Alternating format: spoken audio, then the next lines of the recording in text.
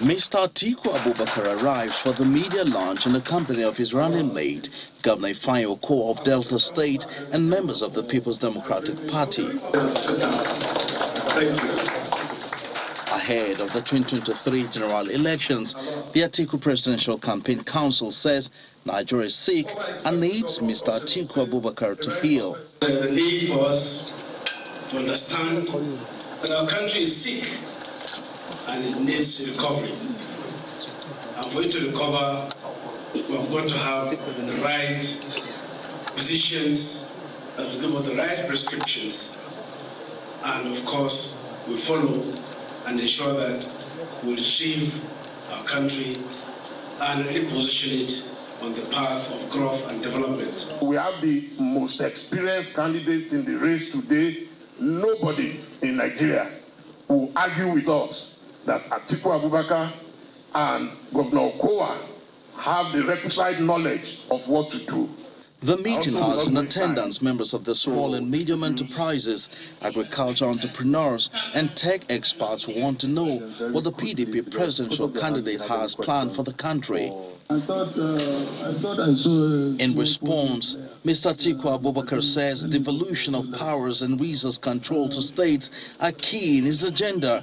However, he is quick to point out the lack of accountability in Niger Delta Ministry, just as Governor Atiku of Delta State canvasses for private sector participation. What has happened? Yes, Ministry of Niger Delta has been created, billions of money has been allocated to it, but where is the money going? Into pockets. So, if I have my way, or if you elect me, Ministry of Niger Delta will be in Niger Delta.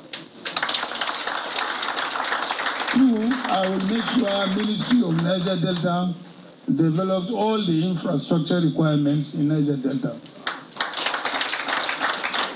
I will make sure the educational institutions are fully equipped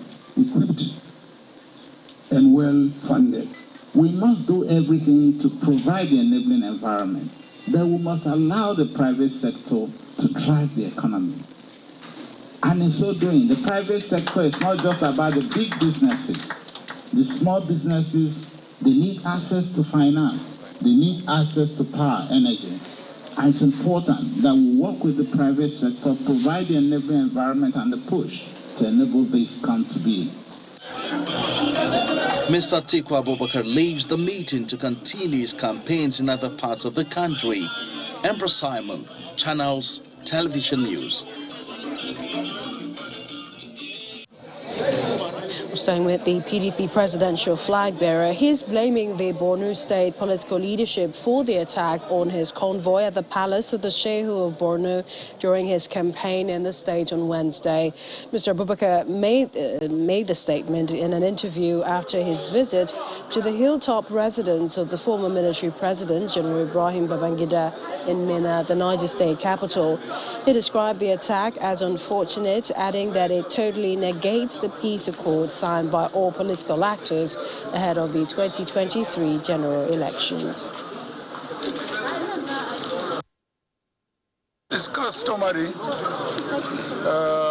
for us to come and pay our respects to President Ibrahim Babangida for his services, to the country.